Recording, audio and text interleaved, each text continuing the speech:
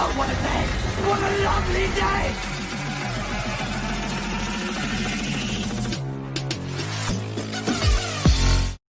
Welcome to Flat Earth Debate Uncut and After Show. I'm your host Nathan Oakley, and if you are new to this channel, or you've not done so already, then be sure to subscribe, hit the bell notification icon and join button if you'd like to become a Nathan Oakley 1980 channel member and keep up to date with the Flat Earth Debate. If you'd like to support the channel, there is a super chat that runs alongside each of these shows while they premiere. There's also a PayPal, Patreon and crypto link in the info box below the video. Speaking of Patreon, I'm going to do a quick shout out to all of you who do support me on Patreon.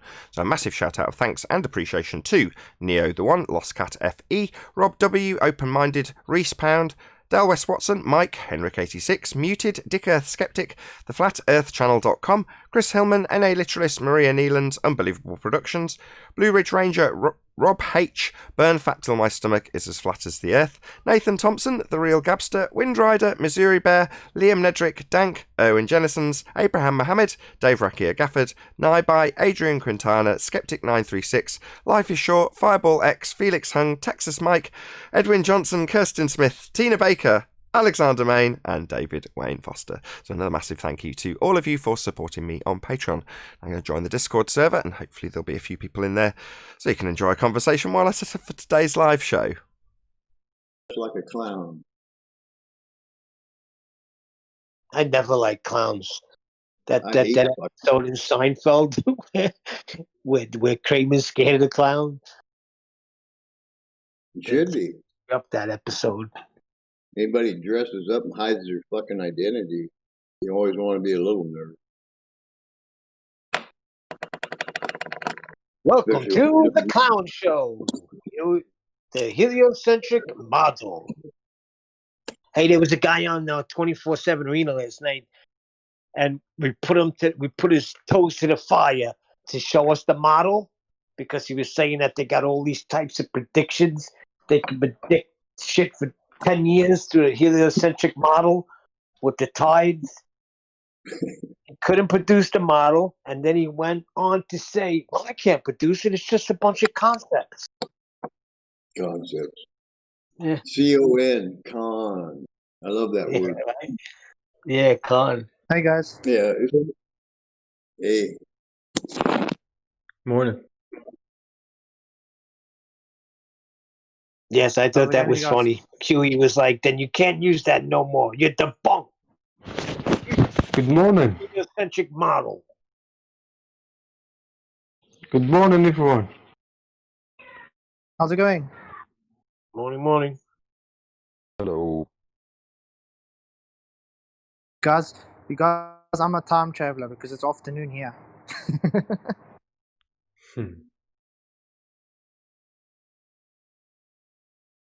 Same here. Dark morning here. So good morning, good afternoon, good evening, good night, wherever you are. Wherever you may be.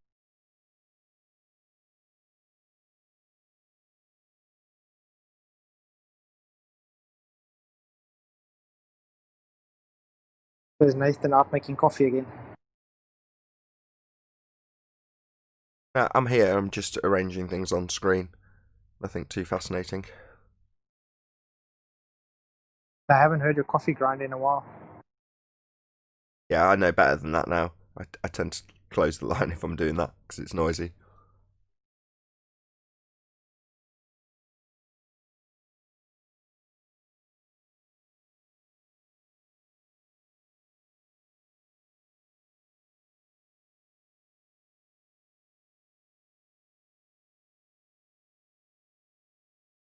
Well, that killed the conversation, Flatsoid.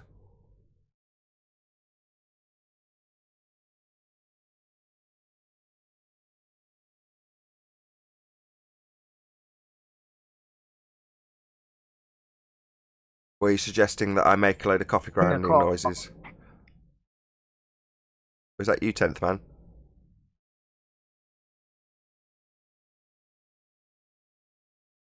I didn't hear 10th man. Can't see his icon when he comes. He's just a black icon, so you can't really tell if he's here or not. Okay, just see if he's muted.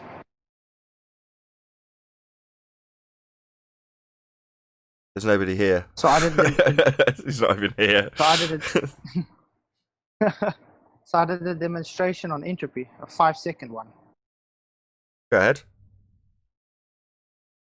In Master B. Okay. More of a joke, but yeah. Joke. Okay, that's okay. Entropy in 5 seconds. Is it a video you've made?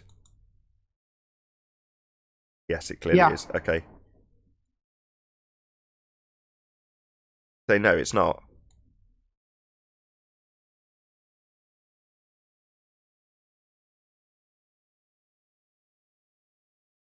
Okay, let's stick that up. This is called Entropy in 5 seconds.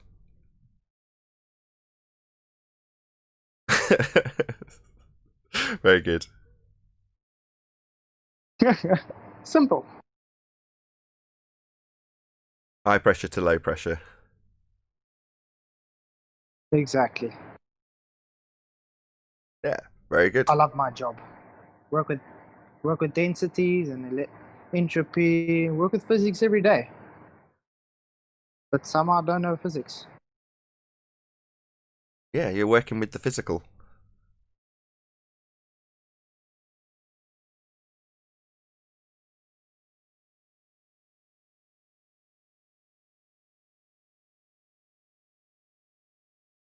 It wasn't our intention to kill off your chit chat, by the way, Neil. No, I'm making coffee. Oh, you're making coffee now. Sometimes coffee stripper? on the pre-show, it is this riveting. The coffee show. You Exciting were stuff. talking about some good stuff earlier. I wasn't paying attention to what you were talking to earlier. I have no idea what the conversation was about. Sorry. I joined when you started talking about clowns. That's the point that I got here.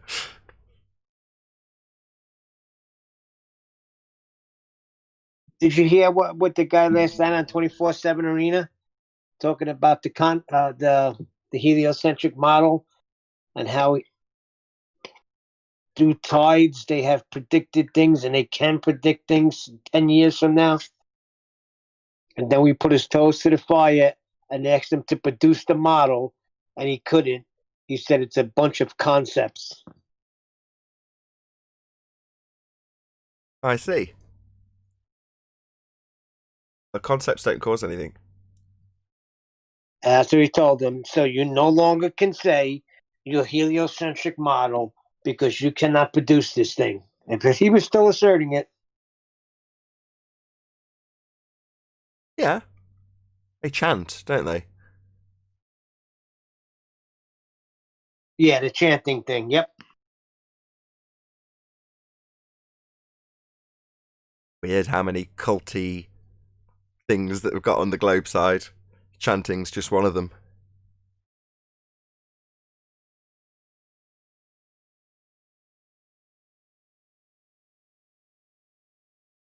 Got to be done though, right? To cast that spell, or to keep that spell alive in the people who've had it cast on them already.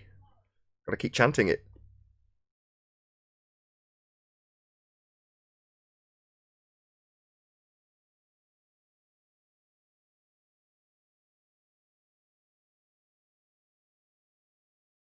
If you stop chanting, people may start investigating.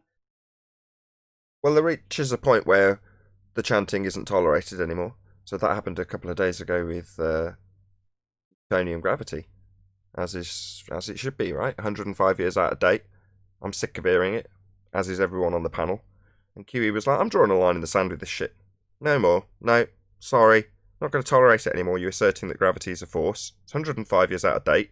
It's not like this is a recent occurrence. It's parroted by all of the pseudoscience heliocentric priests. So you need to get with the program if you're in the trenches with this. Gravity's not a force.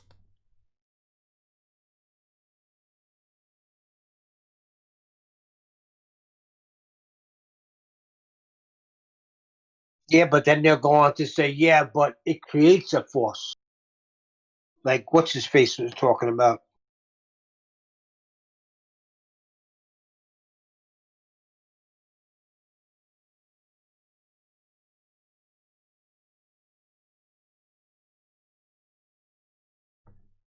Yeah, well, when that happens, I unleash my secret weapon called Chocolate Saying. And it'll tie you down to... So, the not actual force of gravity creates a force. And what force is that? Gravity! So the not actual force of gravity creates a force of gravity, does it? No. Gravity is not a force. But you can think of it as a force. Yeah, Chocolate is slick how he ties them into a corner. I like the way he does that.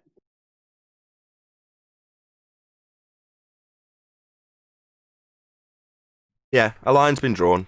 It's just not going to be tolerated by us anymore. No, 105 years out of date. No, gravity isn't a force. Get with the program.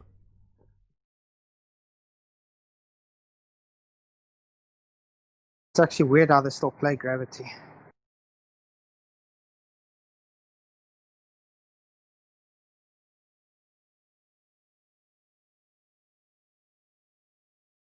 A lot faster to bend conceptual mediums and have that pummeled than it is to go over and over 105-year out-of-date rhetoric that isn't the current pseudoscience. That's the bottom line. So I don't think we're unjustified in drawing a line in that sand and saying, no, just not going to hear it anymore. And I don't mind the bitching, you know, if people are in the comments. He wouldn't even listen to his Cavendish, Reverend John Michel Gravity. No, I'm not going to listen to it. That's right. Drawn a line. That's the end of it.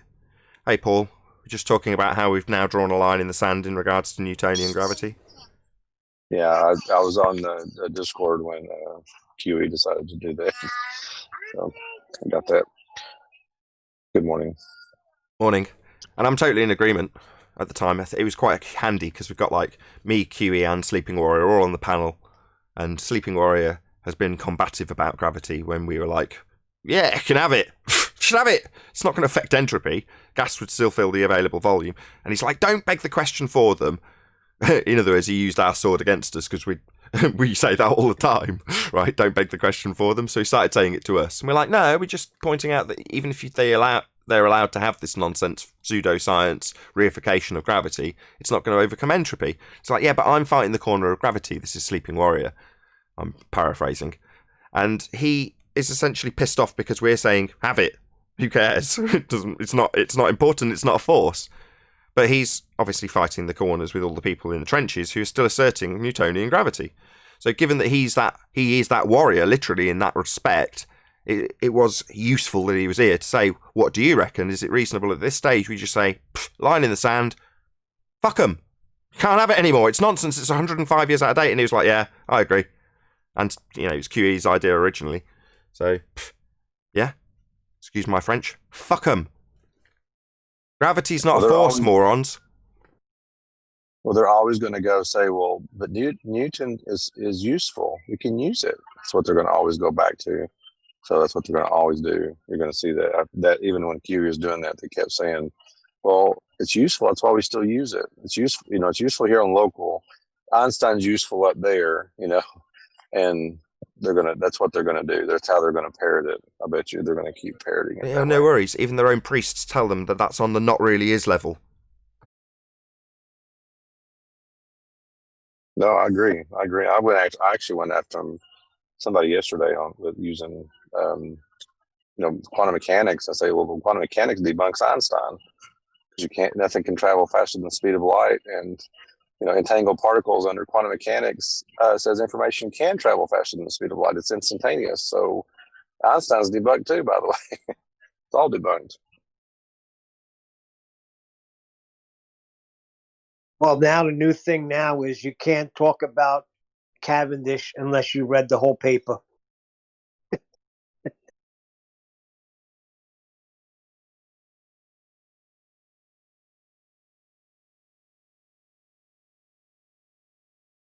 Just don't point out to them Cavendish has only got to do with torsion bar twisting, got nothing more to do with anything mass attracting mass. Even the data. No, did you read his whole paper, Flatsoid? If you did not read his whole paper, then you cannot talk about it. I did, and that's why I said all he got is torsion bar twisting. Then you can talk about it. I can't. So I never will, thank God, because I won't read that bullshit.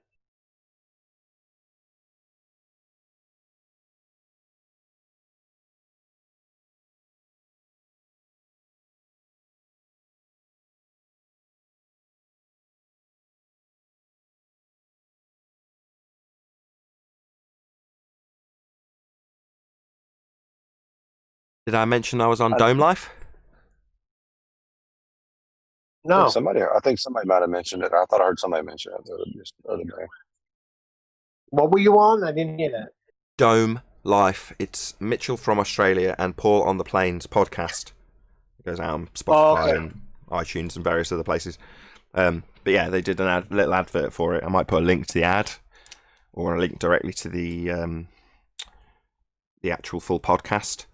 Now, they did about half an hour before I joined, but I recorded the bit I joined and I've published it for members only.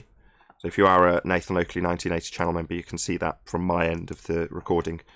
And my end of the recording's better for me, as in I sound better on my end. Obviously, they sound better on their end of the recording. Makes sense.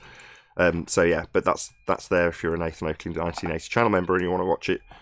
But it's just the bit with me as opposed to the bit beforehand where they discussed my debate with Craig prior to me joining. So that's on Paul on the Plain.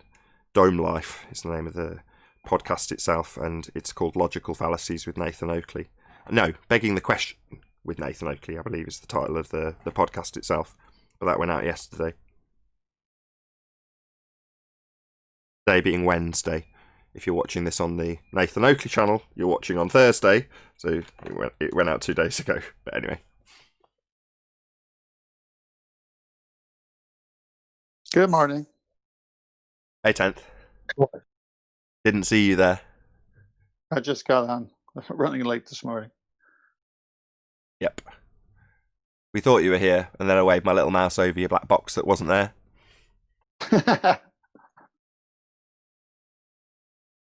It's your ghostly appearance. It's the spirit. I like to keep the spirit up. Let's put it that way. I wonder why his icon. I wonder why his icon doesn't show up. I wonder. I've tried that so many times. I'll revisit it later. It's not that important.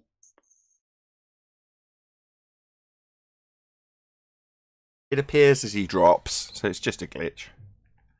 So it will occasionally appear. In the after show, it appears at times, right? I don't know about the after show because that's Discord only, the change. But occasionally you will appear. We will see the 10th man icon. Not very often. Strange.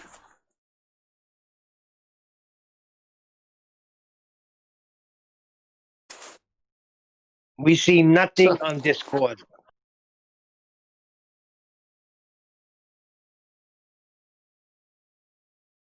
Okay. There's no one in Discord? Yeah, there is. Yeah, there's 10 people. No, we don't. I don't see 10th man or anybody that's from G Plus. I don't know. Well, you wouldn't see it on Discord, would you? Nope. Hey, Nathan, I started 10th Man Rising YouTube channel. I posted a Star Trail. Goes for about 2 minutes, 37 seconds. If it's you play with sound, it's stuff that came with my iPad, free use on the sound on it. And it's my own Star Trails. And have you put it in Bullbusters or something? I'll stick a link in Master B. Master B. Okay. I'll play it on the show. Hold on. If that's okay by you. Yeah.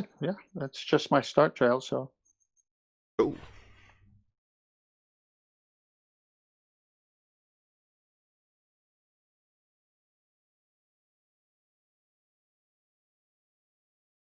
Copy. Okay.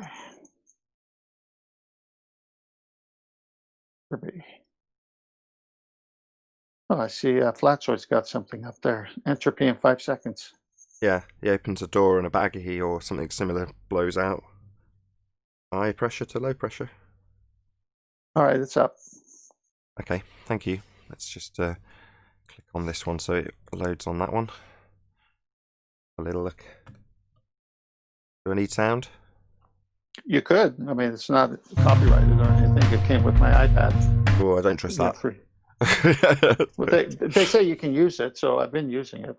Yeah, I don't trust that though.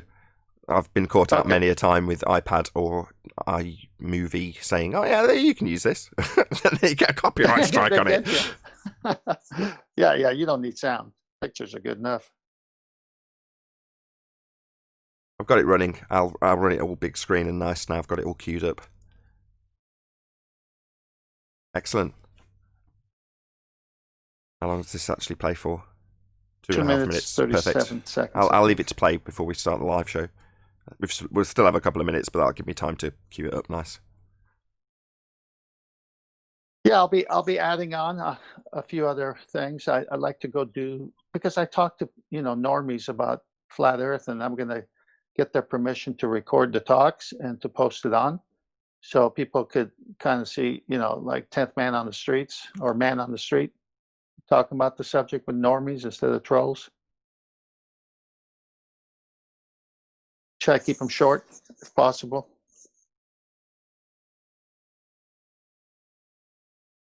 Some ideas.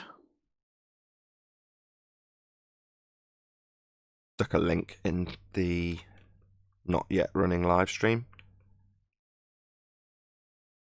So there is a couple of people in there. 10th man stars. Have I misspelt that? Can't see it this distance. It's on the projector. Did I misspell it? What's that? I'm just bringing up the chat on the other screen. It's a good opportunity for me to actually check and get it. 10th Mars stars. Oh, great. I've misspelled it. Oh well. Hey, I got to Mars before Elon Musk. M-H. M-A-H-S I put instead of M-A-N. Oh well. I think your icon is showing, dude. Say again? 10th man's icon is showing. Maybe showing for you. Oh. So he's really here. Yeah, I'm really here.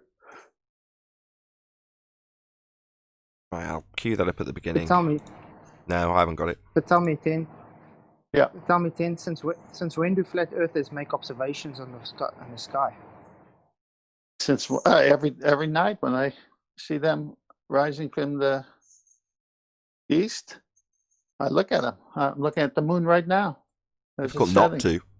If you're out at night and it's clear. You know what I mean? What's that? It's difficult not to. The stars are there and you're observing them, right? Yeah. It's beautiful how the luminaries. Especially in the country, you get to see so many, and it's so, gosh, it's just relaxing to look at them. What's your independent variable, 10th man, for those star trails? My independent variable is a steady chair and not a rocking chair. That's not an independent variable. I know, I'm just having fun with them. I don't have an independent variable for stars. I can't go manipulate them. To say that you require an independent variable would be to suggest that 10th man is implying he has the cause of stars. Well, but you do, 10th man. You start recording at a certain time and you end at a certain time. So I see where you're going. Yeah. I see. So time causes things, right? Yeah, time causes the star trails, because if time hadn't been progressing, those star trails would not have done anything. You would just sit there looking at a spot in the sky. Well, it's just a measurement, a concept for measuring. Yeah, time's just a concept. And not a cause. Right. Time's a construct, not a cause.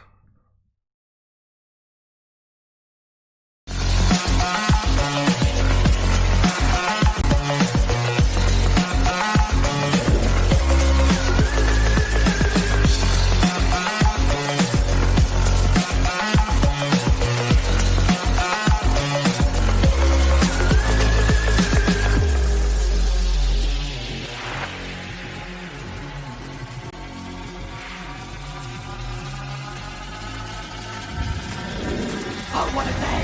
What a lovely day!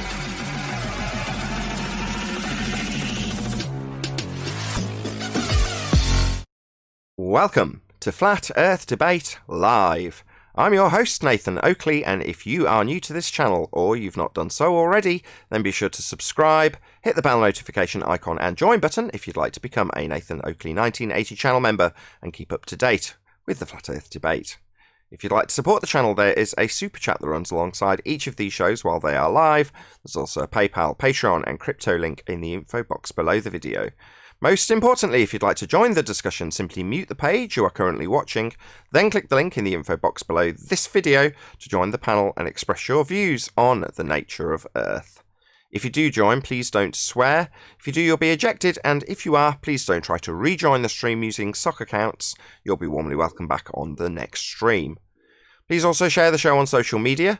Sharing the show obviously increases the live audience, but this in turn increases the chances of a more diverse panel. So please share the show on Facebook and Twitter. And one last time, if you're new to the channel or you've not done so already, then be sure to subscribe, hit the bell notification icon and join button to keep up to date with the Flat Earth debate. Now we are joined by Paul Hall, Flatsoid, and 10th Man in G+, together with a whole bunch of people in Discord. So welcome one and all. Good morning. Dumelang. Good morning. Wow, enthusiastic crowd we are. I was going to say, anybody in Discord going to say hello?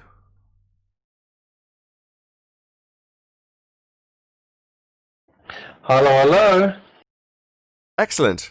We do have a Discord server to speak to. Any signs of a physical geometric sphere edge, formerly known as Earth No. curve? No, My no. rocking chair. There's a fair point to say no at. Physical geometric sphere edge? No. My spray bit looks very flat and level. Sorry, level. I cut you off. It's a good point too. Geometric sphere edge? No. But axial rotation of the Earth-based variety. Any evidence of that? We have evidence of star rotation. Good man. That's nice. How does Wouldn't you that first need a prove sphere for that? axial rotation? Yeah, Paul, how would that prove axial rotation? Let's see your claim laid out, Fundy Globehead. I'm just saying. I just said no. I didn't make that claim. I said that's proof of that. You just says evidence of star rotation. I didn't say anything what that implies. I just said the stars are rotating. That's all I said. That's nice. Grass is green. But How about Commander Willie What about him? with the stars and the rotating and the millions of stars? He just asserted that we're moving. well, Yeah. that's the claim, isn't it? Yeah, I was going to say that's their claim. What you mean is he tried to Can they prove the prove- claim by just asserting it. Is that what you mean? He just begged the question, Neil. Is that what you're trying to point out? Yeah, I mean, can we get some proof that we're moving? I would like proof. Oh, we can disprove it. If we were moving, there'd be a 15 degrees an hour deviation as Earth rotates underneath anything not attached to it. I mean, that's what they claim, right? Football makes the goal, because it's seeming to drift through the goalposts. Well, only seeming to drift, because you're turning underneath according to the claim that proves Earth spinning in their vernacular and rhetoric. Well, that's Coriolis effect. But we don't observe that. Nothing's rotating underneath an aeroplane at 15 degrees an hour because it's shortened flight times. You don't see your drone drift away at 15 degrees an hour while it hovers because you're rotating underneath it. That doesn't happen. So no, Isn't it safe to say that they don't know what Coriolis is? most of them don't. They try and tell us about how things are occurring in an inertial reference frame that you're supposed to be describing an observation from a non-inertial reference frame. So most of them just start describing the wrong thing for Coriolis so they don't understand it. Yeah, you're right. But Nathan, hurricanes. Yeah, hurricanes have an actual spin direction, and Coriolis effect is not actual deflection. Something seeming to drift at 15 degrees an hour. So when I say a drone would drift away from you, the drone goes up and hovers. It just hovers. It doesn't move in actuality. It's just hovering. But if we had Coriolis effect, it would seem to drift away from you if you're in California at like 800 miles an hour. Now, it's just hovering, but Earth's rotating underneath it. It's not actually drifting away from it. You're spinning away from it. That's Coriolis effect. Now, a hurricane's got an actual spin direction. You're not looking up at it, seeming to drift, because you're spinning underneath it. It is actually spinning. So that's not Coriolis effect. That's observing something with an actual spin direction, as opposed to not actual drift at 15 degrees an hour, because you're turning underneath something not attached to a spinning reference frame. Well, that hurricane is actually spinning. Unless you want to assert that you're in the hurricane, spinning with it, observing things seem to drift because you're in a hurricane spinning around, That would be the only example with a hurricane in it that would include Coriolis. You spinning in a hurricane, observing things seem to drift. Whoa, I'm in a hurricane, but look at that house. It seems to be coming towards me. It's actually me spinning in a hurricane. That'll be Coriolis, but no one's ever going to detail that, are they? Well, you forgot got the cow. morons like Kosho that tell you it moves straight. Yeah, the cow. Right, in Twister. The cow that whips past their windscreen, it's whirling around in the Twister. Well, that could be a cow that could describe Coriolis deviation. The cow goes, moo, moo, moo, moo. That's translated into English as, look at that house, it seems to be coming towards me. It isn't, it's the cow spinning around. No, the house isn't moving, right? Well, that's Coriolis deflection that the cow's mooing about. They got a Moose problem. Right on. Or you got I'm still Kosho waiting. that says hurricanes move in a straight line. Yeah, Kosho thinks they move in a straight line and we just see them appear to drift because we're turning underneath on a non-inertial spinning Earth. Well, that would, of course, shorten flight times if we were turning underneath planes and wind and everything else that's not attached to Earth. You know, you'd have a flight from Charlotte to LA taking an hour and a half instead of 4.5 hours because Earth would be rotating underneath. Shout out to Truth in Your Face. Hey, Roscoe. When I stand on a travelator, I can feel that I'm moving. And that's only like 0.5 kilometers per hour. Right on. You'd feel it if you're moving. We're not feeling anything because we're not moving. We're not observing deviation because nothing's in an inertial reference frame with us turning underneath. You know, we're just not spinning. It's just that simple. Coriolis actually debunks their claim that we spin. No, I know. Conservation of momentum. That's not Coriolis effect, though, is it? I don't know, though. I don't think you can really feel if you're moving, except What if do you there's mean? wind around. But your senses will definitely tell you if you're moving by observations and all these things. And it will tell you that if you change from standstill to moving, you know, the acceleration is definitely measured. But I think people could be fooled if they're like in the back of a moving truck and it's not shaking. Well, yeah, that's a bit difficult. That if it would go constant enough for a long period, that they wouldn't be sure at some point if it actually was moving or not. Hey, Arwen. No, I'd have to hang on. disagree with that. I'd disagree with that too. You know how you put small children to sleep when they can't fall asleep, Arwen? You rock them. You rock them, yeah. But again, Yeah. that's the motion, that's the shaking. So No. that was very No. specific. Hang on, let me Not finish. shaking, rocking. There's a distinct Yeah, difference. right. Shaking will get you arrested. Rocking will send them to sleep. Let me Language finish. barrier. No. So we put them in our car and we drive around and they fall asleep to the movement of the car and then we put them to bed. Did that many times. Yeah, so what's moving it? The engine shaking, No, the they feel engine roaring, movement. the They feel vibration. movement. You're missing the point. They feel movement. No, they don't. How come they fell asleep? Because of the engine. Because they were tired. No, they Yeah. You're Okay. funny, What's man. this proving Have or some disproving? Just out of interest, It's- Arwin, because you're making the the claim that you wouldn't vibration. detect it. What's this proving, Arwin? Well, that you notice the motion by other senses, vibration that typically come with it. No, even air friction, all that all adds to letting you know you are moving. But if there is none of that and there's no acceleration and no visual senses, no windows to the outside, it's just moving for a very long constant time. Let's say you fall asleep, wake up again, you wouldn't necessarily be sure if you were moving or not unless there was vibrational signs of this or visual. I I disagree with that. Hold on, Brian. So Go ahead, do I, Brian. totally. Hold on, Flatzoid. Go ahead, Brian. Yeah, thanks, Nathan. Yeah, my father, before he passed away, he was seen as blind by the Council of the Blind in our country. So he knew when he was in a car moving at a constant rate on a new motorway with no other traffic, just moving at a constant rate, the cruise control on, he knew he was moving. Yeah. He knew, he could feel it. Yeah, Arwin's agreeing with you on that score. He's saying under ideal, because of perfect vibration. circumstances that probably couldn't be achieved, and there was no vibration, and there was no acceleration, and there was no indication from any other means that you were actually travelling, even though you were, then you may not detect it. That's Arwen's point. Now, it coincidentally is their assertion about a sphere Earth, but that's all shot to hell when you use Hube's point that he used to labour that we were shills because we weren't talking about the speed changes, right? It's moving in different axes.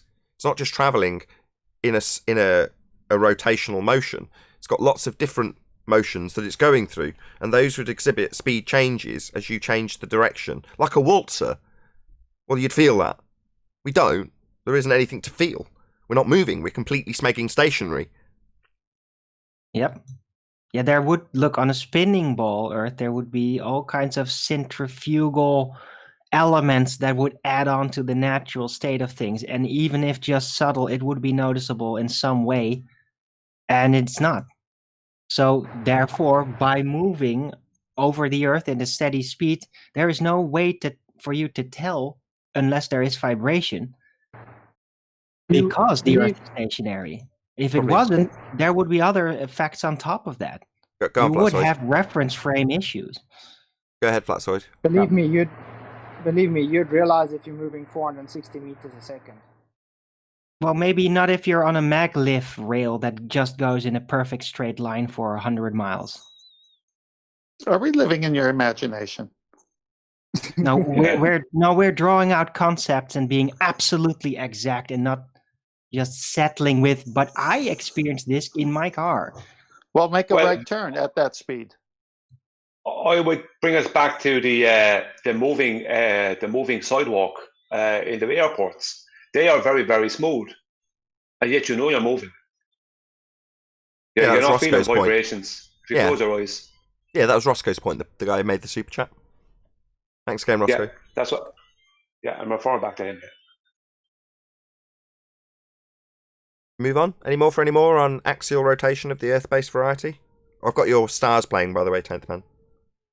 Oh, thank you. Yeah, well, 15 degree is what they say, right? And they're not saying that the sun and the stars above us are moving 15 degrees. They're saying the Earth is moving at 15 degrees per hour, which tells us that that's why it appears that the sun and the stars are moving. So as Chocolate pointed out from, I think it was Ben's video or somebody's video, where you go above the Earth and they keep moving still. So try to get out of that one. But they say the moon is moving around us. They do say that. That is part of their rhetoric, yeah. The moon moves around us. Right, but their argument is Earth turn, Earth rotation. Okay, well, how can we prove Earth is rotating? I'm looking out my window. I see the moon setting, and I don't see... I wasn't finished. Go ahead, then. Right, the point I was making is, does the moon move at 15 degrees an hour? Good question. I don't know that. But what their claim is Earth is moving, right? Yeah, that's their claim. Okay, so if you move Earth at 15 degrees an hour, what's it supposed to tell you? You're looking at star trails. They're saying those star trails is because the Earth is moving. Except you can get up on the drone and remain stationary, and the stars still move. So now you're no longer on the Earth that's turning. Why are the stars keep turning? See, it's pretty obvious. They go back to the Earth. Yeah. Oh, yeah, it is. It's like, I mean, that's why they had to come up with the whole atmosphere lockstep with the Earth nonsense. Well, we got a problem with that, don't we? We got a problem with lockstep atmosphere because, number one, you got north, east, and south winds, not just westerly winds, which is the direction of the Earth rotation in their model. And then you've got the nature of gas and the behavior of gas. Well, even more than that, even more than that, the problem is that that means there will not be any observable Coriolis effect. That's the last point. So they're arguing against their very claim, right? Yeah. So they argue for deviation, and then when you break it down, they argue against deviation. It seems eerily resembling the black swan. You can't see the geometric horizon. But it blocks Exactly. the bottoms of, but it blocks the bottoms of the boats and buildings. Indeed. The geometric horizon's a ghost. Can't see it. Unless it's blocking boats and buildings, then they can measure it in feet and inches, right, Chocolate? Yeah, of course. Because that Okay, makes my sense. bad. Of course. Silly me. Good morning, guys. Good morning, Chocolate. Good Hey, to have you. Chocolate. Hello, everyone, as well. Sorry, Hey, I Chocolate. came in there. Oh, it's all good. Hey, Brian. Hey, Chocolate. Yo, yo. Did everybody get the memo Which memo? that QE put out about Newtonian gravity? No longer do we speak about it. Yeah, I mentioned that. I don't know if it was in the live show that we're having now or in the pre-show. But yeah, absolutely. A line has been drawn in the sand. It's 105 years, nearly 106 years out of date. No, no one's going to tolerate it anymore. No more Newtonian mass-attracting mass force of gravity. It's been superseded. It's been replaced. But is that even Newtonian gravity, though? I thought Newton didn't claim a hypothesis. It's Newtonian, not Newton's gravity. Absolutely. He feigned no hypothesis. He didn't want it attributed to him. So what do? Those funny buggers, the bloody psychos. Well, they attributed it to him, didn't they? I don't want any part of this. You know what? We're going to give it your name. Thanks. You know, it would be one thing if, like, he didn't expressly say, I don't want this attributed to me, right? It would have been one thing if he didn't do that. But he actually said, please don't put this on me. I want nothing to do with it. And that's exactly what they did. It's great. Yeah, so he did kind of say it. It just didn't say it verbatim, like in a lawyer-like addressing No, letter. but I'm saying, like, had he not said anything, you know, it would have been, all right, you know, they put it on him. But he expressly said, do not put this to me.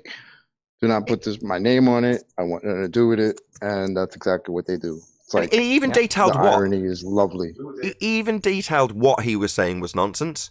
He has this idea of a magical force of attraction. He specifically said he didn't want that attributed to him. So what's it called? Well, it's called Newtonian gravity, right? Of course. How dare he? that's how they behave. Poor guy.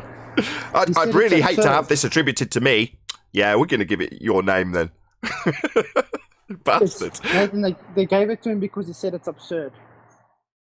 Who was the other guy with the stars that was like, they can't be at those distances, they'd be enormous? Who was that guy? Similar principle. They attributed it to him. I can't remember his name. I can never remember his damn name. The guy who put up an objection. Tycho Brahe. Brahe, that's right. Right now that's told with the story of Brahe in terms of these absolutely ginormous bodies. When you see all the CGI renderings of the CERN versus Beetlejuice and so on and so forth, well, that was originally an objection by Brahe. Oh, they can't possibly be at those. They'd be enormous, right? Now you have kids taught about how big Beetlejuice is. It's enormous, right? That's how they roll. That's just what they do. Yeah, that's the absurdity of it, isn't it? It was sarcasm from Brahe, and they just took his sarcasm and said it was real. Yeah, they reverse engineered his objection and made it so. But in the case of gravity, it's Reverend John Michel, CB Boys, and who's the other guy? Get the other one. There's a third guy.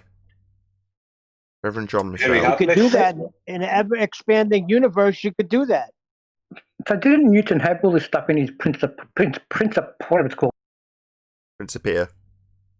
Principia.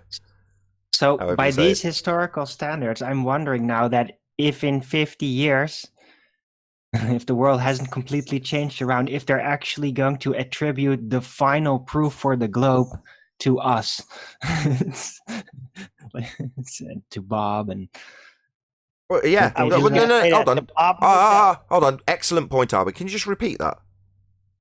Yeah, well, if they're guns, historically they've shoved all kinds of things into people's shoes that they officially and on record didn't even want to for themselves. They didn't want that attached to their name, even though they might have came up with it originally.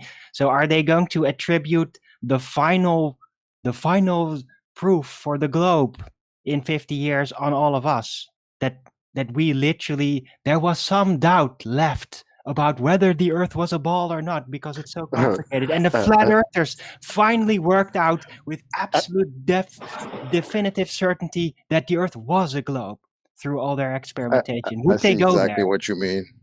Just like they Nathan said, just Oakley. like Newton said, don't put this on me, and they put it on him. We're out here saying Earth is flat, and sooner or later they'll be like, "Hey, look at these guys that said the Earth is flat. They actually proved it was a globe." I've just remembered who the third person was, and it seems so glaringly obvious now. It's Cavendish, CV Boys, Reverend John Michel, and Cavendish. That's who the gravities actually should be, in actuality, is ascribed to, not Newton. It's just called that, Newtonian gravity. But it's 105 years out of date. The whole point of detailing this is that we've drawn a line in the sand and said, no, it's been replaced. Your current hotness is Einsteinian pseudo-Ramonian force space. That's bending space-time. Not mass attracting mass. It's not a force. Made explicitly clear, even when you interview your own priests, it is not a force. Now, you can think of it as a force, but it's not a force. No more Shout out to old Charles Sorry, Stain Nathan. with I Colin got a Hart. small question. Sorry, Brian. I said Cavendish, but I didn't. I thought you'd heard me. Sorry, I should have said it louder. No, it's okay. I just forgot. Yeah, absolutely. You think it's... You go, who else has got these mass attracting mass? Who is the other guy? Oh, yeah, Cavendish. Of course.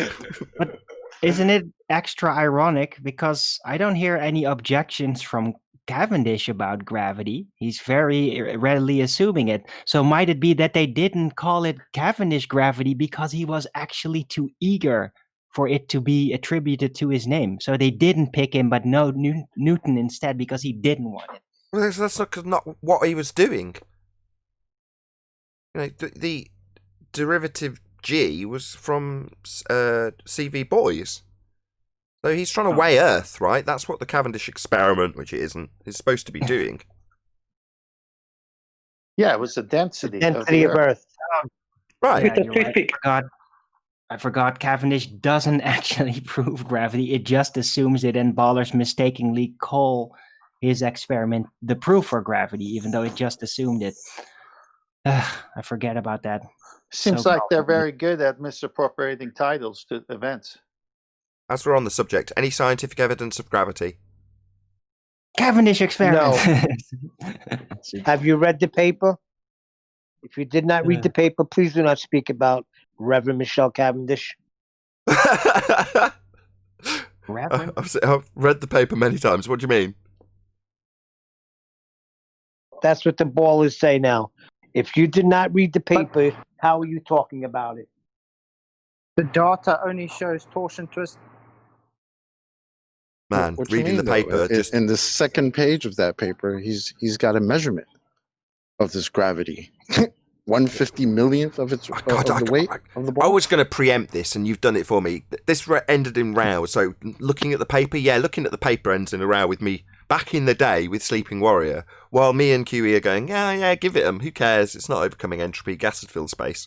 Anthony's digging way into the depths of Cavendish and showing us this 50 millionth to one. And I'm like, why do you want to beg this question?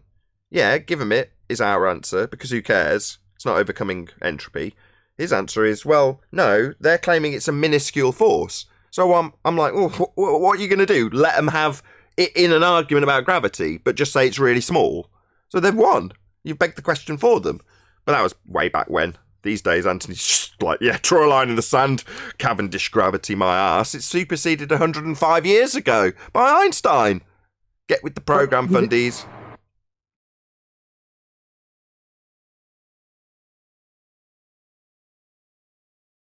Any more on gravity?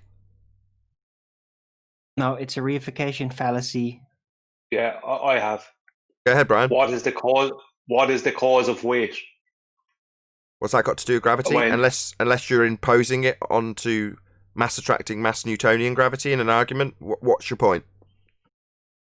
Well, gravity all comes from weight. The whole concept of gravity, whether it be from Newtonian, Cavendish era, or Einsteinian, the whole concept comes from weight. Comes from and that's why they use the word gravity as a bastardization of the Latin word gravitas, meaning weight. Yeah, So that's what I is the just cause said. of weight? As soon as a fundy, I'm not saying you're that fundy, Brian, but absolutely, Yeah, that's no. what I just said. They're imposing gravity on this word when they use it. Yeah. Aren't scientists starting to move away from space-time? Moving away from space-time. How long's that going to take? The cause of weight is the bending of space-time, Brian. Come on. No, when I say moving away, as in they're. Well, I had a quick glance. Something about that. It's not fundamental. They're starting to realise it's not fundamental. Yeah, it's just maths. Not working on the really is level at Yeah, all. a lot of astrophysicists and whatever they're called, are starting to sort of say that in their own words. Absolutely correct. If you were to actually investigate any of these subjects we cover here, you'll find that the priesthood on their side, the globe side, lays it out like it actually is. It's mathematical reification. And they'll often say it, yeah, with a few weasel words peppered in between, but ultimately they're telling you. That's why I say this is only it's our own fault. We didn't look into it. If we had, we'd see it laid out by their priests. That's all we cover here. That's why I'm in no danger of getting shut down by YouTube or anything of that nature.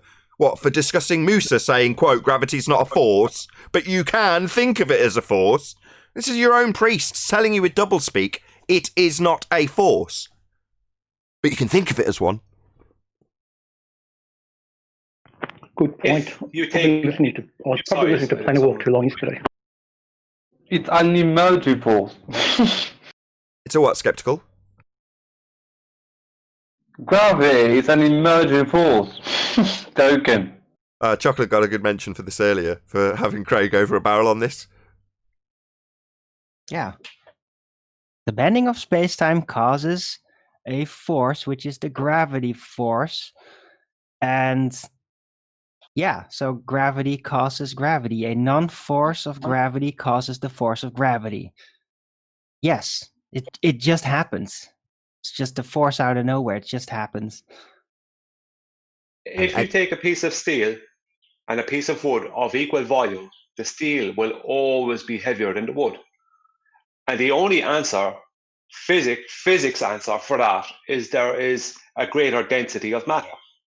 So steel is heavier than wood due to a greater density of matter. So density of matter is what gives things weight. Mass, the word mass is attributed to the word matter by definition, and it's also attributed to the word density by definition and the word volume by definition.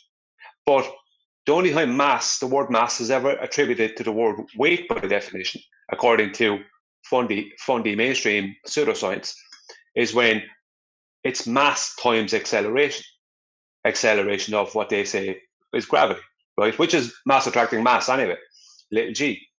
But all the word mass does is it takes all the things that actually cause weight and separates them from their fundy belief of a fundy 105-year out-of-date belief of mass attracting mass.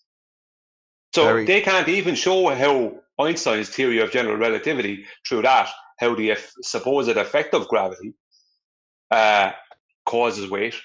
They can't even show that. So they have to keep on going back to this separation with the word mass from all the things that do cause weight from this supposed acceleration of gravity, which is supposed to be causing weight. So it's always using the word mass to infer little g. Take the word mass away, and little g can do nothing. It's helpless because it's blatantly obvious that it's an accumulation of matter. Very succinctly put. Very well put, Brian. And the reason they can't, just show one in the other is because they're completely different geometries. They've got length, breadth, and depth versus length, breadth, depth, and time. So you can't translate one into the other. You can't superimpose a fourth dimension onto the Newtonian mathematics. It does not work. You can't translate one into the other. I know they assert it here. Rumpus especially will say, well, yeah, of course it is. Of course you can. One translates into the other. Show us. He's never going to show us. It can't be done. Where are you going to get fourth dimensional space-time in Newtonian mechanics? You can't. So you can't do that. That's why they won't do it. But they have to, as Craig did, and it was interesting to hear him verbalise his cognition with Chocolate holding him to account on it, how you can get an emergent force from the uneven distribution of mass causing the bending of space-time, which is attributed to gravity in the current rhetoric of Einsteinian mechanics, and that effect giving rise to a force called gravity. So you've got the emergent force of gravity causes the force of gravity, according to these morons. You know, it's total doublespeak nonsense cluster screw. Yeah, exactly. I mean, when any of them say that Einstein's field equations can be reduced to what they call Newtonian, which is actually Cavendish era gravity, what they're talking about is little g, which is not Newton. When they say that his field equations can be reduced, what they're actually saying is they can be changed. So once they're changed, how are they Einsteins anymore? They're not. Or so how what they've got to do... Or how they're Newtons. How they're Newtons. So they're not Newtons anymore. It has... Newtonian has been superseded, replaced by Einsteinian. Now, the one doesn't back-engineer into the other. One isn't based on the other. No, exactly. But they think that it's okay to mathematically convert one to the other. But they can't. Yeah, but stop. They can't. They say it's acceptable to do so, but they're never going to do it. They're never going to show. Ask next time that gets asserted to you, Brian. Ask them to show it you. Oh, I know they can't do it. I'm always wanting about their claim. I know they can't do it, but they're claiming they can do this. You know, I know they can't. I mean, how did they show, as I asked a while ago, how did they show weight being caused by the bending of space-time? Well, weight in their argument, in this instance, would be where they're performing the bait and switch. They're inferring Newtonian gravity when they say weight. So how do they go from inferences of Newtonian gravity to pseudo-Ramonian bending space-time? They don't. They end up making an embarrassment of themselves, like Craig did. Yes, because weight then, going by what they try to say, weight is not a force anymore. It then becomes an effect. Yeah. If you understand what I mean. Yeah, no, exactly. I'm not saying it really does. Yeah, precisely. But in their world. Can I just get a sound check from Chocolate? Yeah, I'm here. What's up? Does helium rise faster when it's not in a balloon? Can you hear me? Called the magic trick. We do hear you, Chocolate. Thank you for announcing yourself. Say again, Roscoe. What did you say about helium balloons? Does helium rise quicker if it's not in a balloon? Well, it wouldn't necessarily just rise. So while you're seeing the upward vector when you've got it in a helium balloon, in reality, while it would rise through the atmosphere, it's just going to disperse in all directions.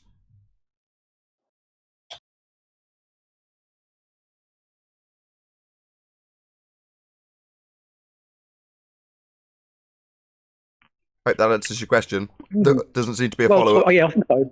Look, I sort of knew that, but I was just trying to wonder if the actual balloon itself causes it some weight on it, so it doesn't actually go about its business as quick as what it do without the balloon. Well, it's keeping a concentration of something of a lower density in a confined area, so you can see the disequilibrium take effect. Whereas if it wasn't contained, it would just expand in all directions and dissipate through all of the availability of volume that it has to fill and become part of the anisotropic dynamic system that we have. But you can show a cool effect by confining it to a balloon so that you can show the relative density disequilibrium that helium has if it's in isolation. But we don't live in an isolated system with all the gases separated. It's anisotropic, it's all mixed up. So therefore we end up with a mixture, a dynamic mixture of gases that are all in flux and flow. Okay, that makes sense. But there is one more question I had, and you may have answered this, but do gases have speeds? Yeah. Yes, they do. So gas particles have a speed. I mean, I don't know the exact speed. You're talking thousands of miles an hour, though. Like if you just release, I don't know, let's say you let out all the helium out of the balloon, that helium expand, obviously in every direction, at a certain speed? No, because you're describing it in an ideal circumstance. So if you released it into a vacuum, then yeah. but no, you're releasing it into an environment that's got other particles of gas to bounce off of also. So it's not necessarily going to just expand freely into... The only circumstance that you'd have where that would happen would be, for example, if... I mean, it's farcical, but just for the sake of this argument, as farcical as this may seem to you, Roscoe, if the sky was just an empty space, a vacuum, then the gas could unimpededly expand at full velocity into that space. Here at ground level, there's a fairly high concentration of gases for it to bounce off, though, so it's going to take a time to dissipate. But it's still proportional to time. It's still just an effect of entropy. Yep, that makes sense. Cool, thanks. My pleasure. Any more on gravity, or are we going to move on? I want to go back to space-time. Now, how did they pull this one over everybody? When even back then they knew time was a convention, a concept. What is it exactly they're trying to say when it's uneven distribution of mass and space-time, and then all we get at the end is this effect called gravity? No, we don't get an effect. We don't get an effect. We get a description in mathematics of a concept to describe how the stars work, how the lights in the sky operate, what they call space. It's a mathematical description that's got a whole load of problems that we could get into if we wanted to. Some of the pseudoscience priests also disclaim the huge glaring problems in this idea and this maths. Maths just being a description. So it's not creating any effects. It's just describing what they see. Pseudoscience, in essence, just a description based on what they've seen. Right. We know that. I'm saying they know that. And yet they still are using a calculation as proof when it's not. No, it's abstract. Maths is abstract. Physics deals with physical. Speaking of physics, or non-physics, any single viable hypothesis from any of the fields of astronomy, cosmology, or astrophysics? None whatsoever. They can only do observations, can't they? Observe and declare. They can't skip to step 2 then. Well, that's what they do, Brian. They make observations at the table with a computer, listening to iTunes, and do science. That's how they do it. No. I thought you were going to tell me a big in-depth thing there. Me too. I mean, let's do some science. How do you do science looking at a computer screen? Any evidence of the distance to the sun? No evidence for the distance to the sun. Nope. Any Angular evidence of... relations, angular size, angular speed. I was listening. Yeah, no proximity. Arwin and I were listening to 24/7 Discord this morning. Just I said hello, or maybe it was Spurs. I think it might have been Spurs actually. In any event, they were discussing why does the not actual size, that would be angular size, of the sun not change in not actual size, that would be angular size, as it moves from its not actual refracted position? That was the question they were posing to flat earthers. Obviously, I'm paraphrasing it into the nonsense assertion and question that they're asking. They're just saying, why doesn't the sun say it's charged throughout the day? And why doesn't because it? it's not a physical object, maybe? Oh, got a fish. Pickle Rick. Well, I have video. First of all, any of you see DITRH's video of the sun fade? Did he have put out today? Yeah, that was very good. I like those. What, the sun changing in not actual size, shrinking towards the horizon, not going below it. Yeah, cool videos. What was that, Rick? You said, why doesn't it? What, why doesn't what? You asked us. You said, why doesn't it, when we were detailing the question that we get asked in regards to why does the not actual size of the sun not change in not actual size as it moves through its not actual position? And you said, well, why doesn't it?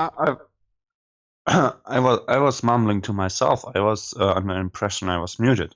I didn't know you unmuted me. Right, so you mumbled to yourself, well, why doesn't it not actual size, not changing, not actual size? You pondered that, did you? He not actually asked. It's not actual size.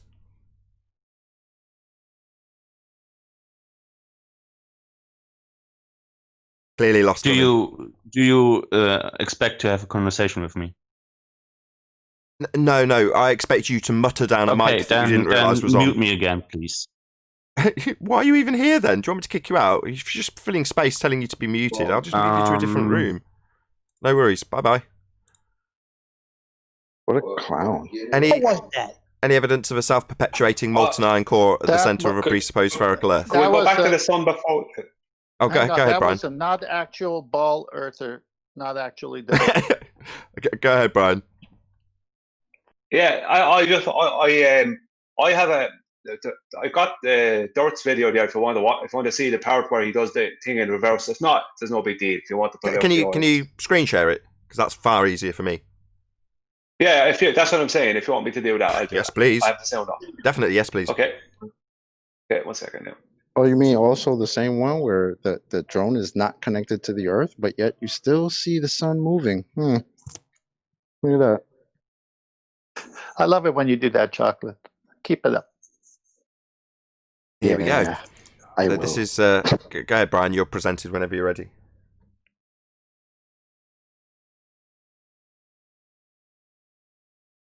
Okay, 1 second. I'll put it on. I have it ready to go there. Yeah, this is the fade. This is on the end of it when he does in and out with the reverse of it.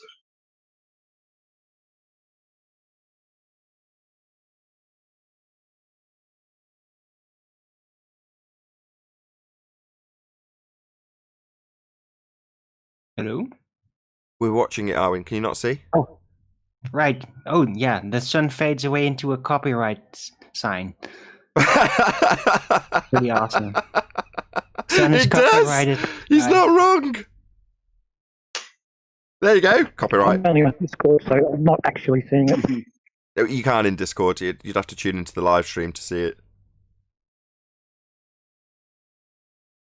Copyright. Maybe it's got a dimmer switch on it. It was a not actual pun. A not actual pun. At least it was lighthearted. Boom, boom. Thank you very much for sharing it, Brian. No hassles, Ned. I actually, there was Josh Nowicki, remember the lad who took the observations of Chicago across Lake Michigan? Yeah. Yeah, he actually has a video I saw yesterday that came out a couple of years ago, and the sun gets bigger.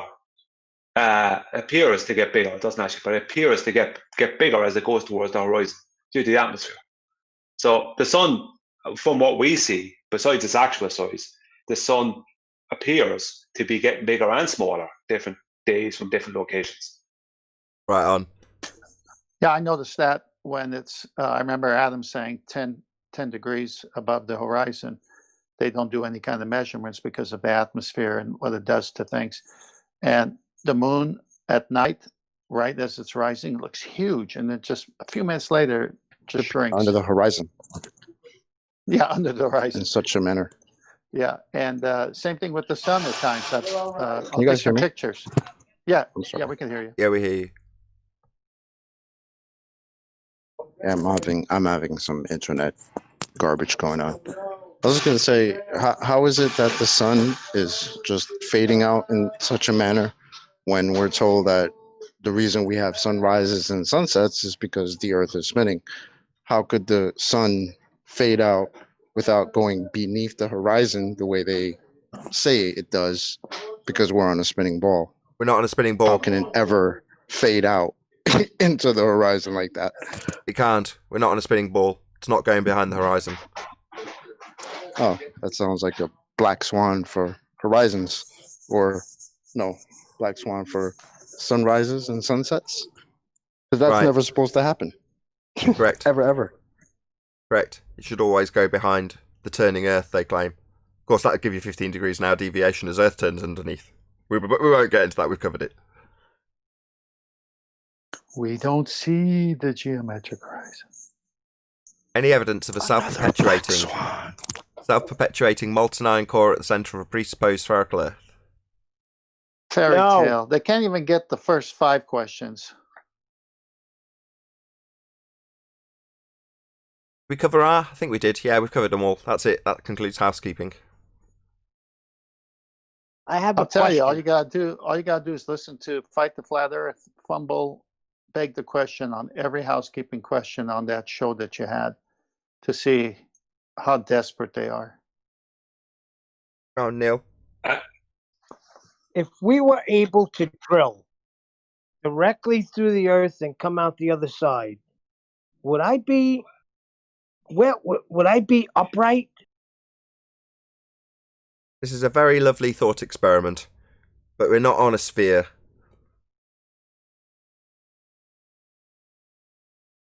Neil's asking, Or hypothetically, maybe- if we drill a tunnel from one side of a presupposed spherical Earth through the molten iron core to the other side, if he climbs in the tunnel head first and crawls all the way down this tunnel, not that that's possible, he'd just fall.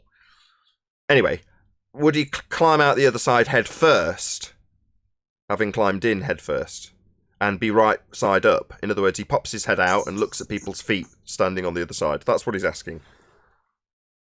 Yes. Molten iron will You're burn begging him. the question, Neil. Yeah, on so many levels it's wrong, 10th. I'll paraphrase it so at least the audience were clear what he was asking. And that's what my son said. When you get to the other side, I'll be standing upright. He's assuming there's another side and it's a sphere. Yeah, He needs he's to prove it assuming first. it's akin to assuming that if I observe stars in the north and then travel to what is called the south, that my journey took me to be antipodal to where I began, i.e. standing upside down. If you're looking at both at the same time, one is upside down to the other, but your travel leads you to being antipodal in positioning terms to where you began.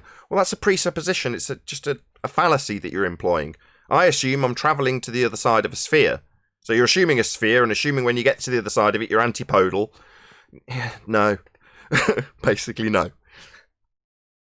Neil, the molten iron core will burn you. That's not the biggest problem, Roscoe. Or There is maybe no perhaps core. that didn't happen and they stopped drilling because they would prove that it's a flat earth. I don't think it proves It's not the biggest either problem about way. the molten iron core. It You know, doesn't what about depressurization? What if a big enough hole through the crust came, and then the gas pressure expansion and all that? It's probably gonna rip the planet apart. Or deflate like a big balloon because you're popping it. Right, exactly. They keep losing all the that drill heat is bits. all gonna transform into gaseous things that are just gonna vent off, and then it's gonna shrivel up the Earth. If they ever drilled that way, Neil, we would be able to dismantle their argument. Right, I just boom. Right, Neil, just because they assert with logical fallacy that something proves a sphere doesn't mean that if you're asserting it from your standpoint, like drilling, for whatever reason, proves a flat Earth. It doesn't have to be the case that the antithesis of their argument, in this case, well, we've drilled 8 miles down, and therefore P waves and S waves that didn't prove what they were actually going to drill through correct, proves that there's a molten iron core at the centre of my presupposition that Earth's a sphere. Well, it doesn't mean that you've got to turn that into, well, they drilled down 8 miles, therefore proving it's flat. Because it doesn't prove anything either way unless you attach a logical fallacy to it.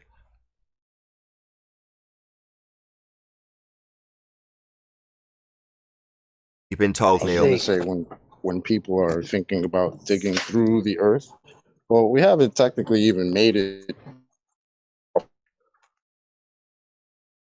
8 miles was what Chocolate just said before he broke up.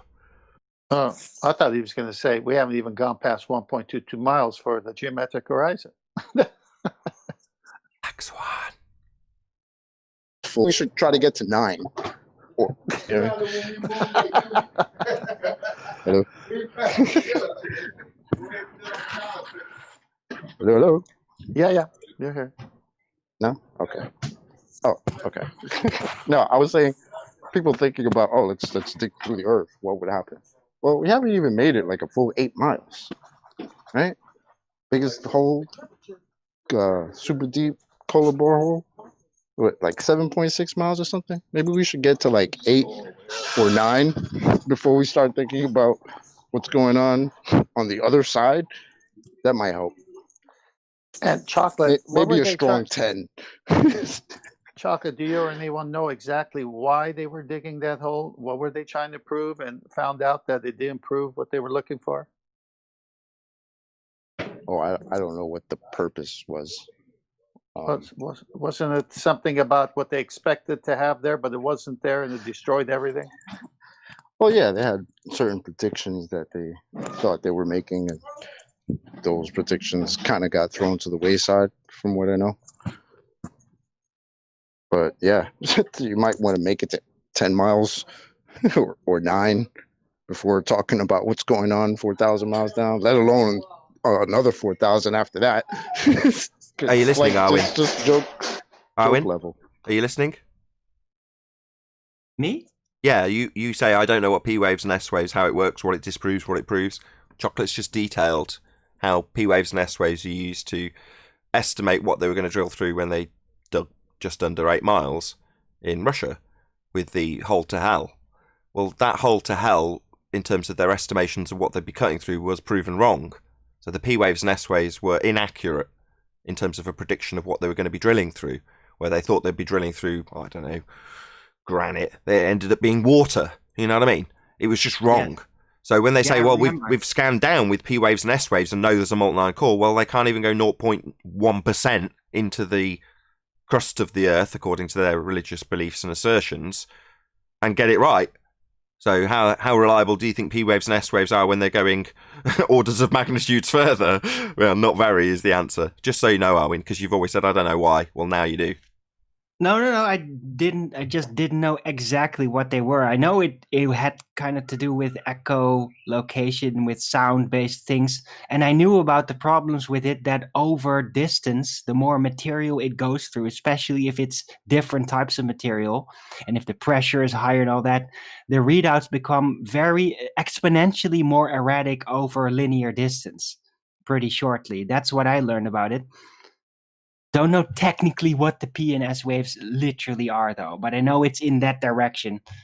And it's basically in its baby steps, you know. In Star Trek, they like to say, oh yeah, we're just going to scan it from orbit and just go kilometer down, and we can scan their caverns there. Yeah, that's if the P waves and S waves were absolutely perfected. But they aren't. They've never left the baby steps, and they just kind of dropped it after it turned out to be such a massive failure. Sure, but it's still asserted as a proof that we've got a molten iron core. You'll still have that thrown at you, and I didn't realise your understanding was it. I mean, it doesn't really matter what they are. You can think of them as being unicorn laser farts. It doesn't matter. Well, what's glaring about the back and forth you had with Arwin is that they say they know what's at 4,000 or 3,959 or whatever, but they were wrong on what was at 8 miles. Yeah, exactly. So yeah, the errors pile up exponentially over a linear distance. It's like how many rice pieces on every square of a chessboard, It starts to become a lot. You underestimate that. And that's the same problem with the scanning through materials. Over distance, it becomes exponentially more difficult to get a precise kind of estimation out of it.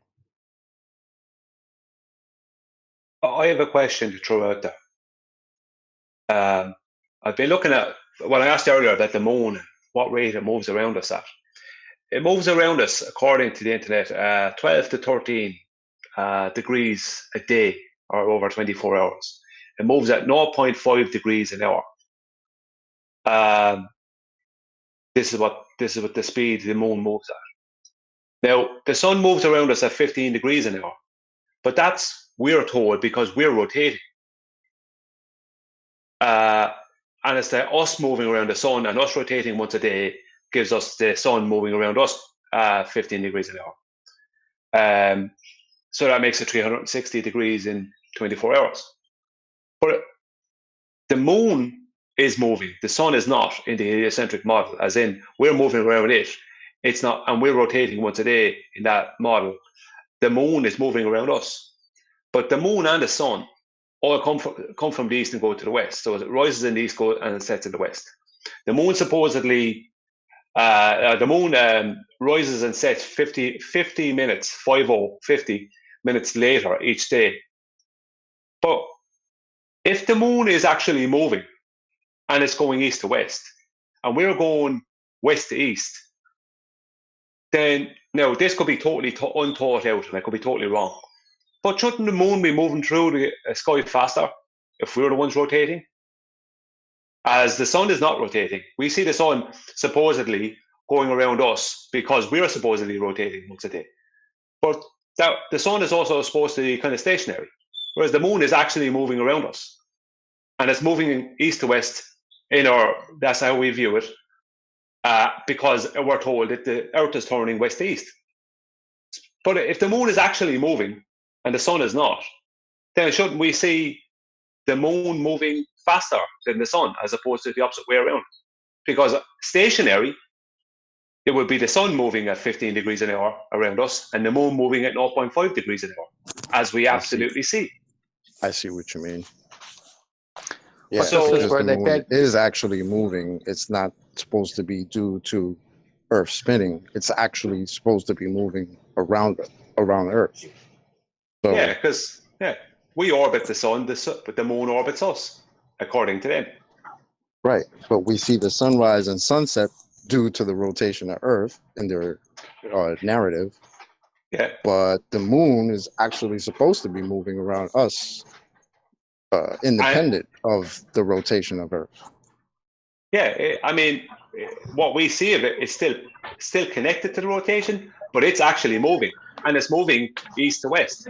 So if it's Right. actually moving, and the sun is not, let's just say we're moving around it, then the whole point, the whole point is that the moon should be moving faster.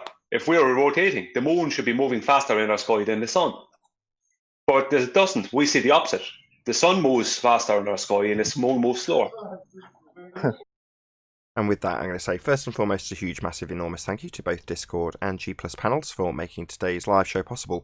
If you are watching this on either Nathan Oakley 1980 or Nathan Oakley premiering streams, then stay tuned, as there will be an after show to follow.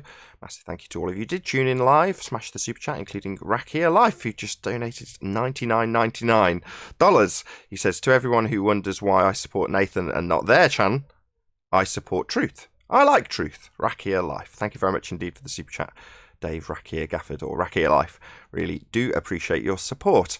Once again, stay tuned if you're watching on either premiering stream. I've been Nathan Oakley, and I'll see you all in the next video.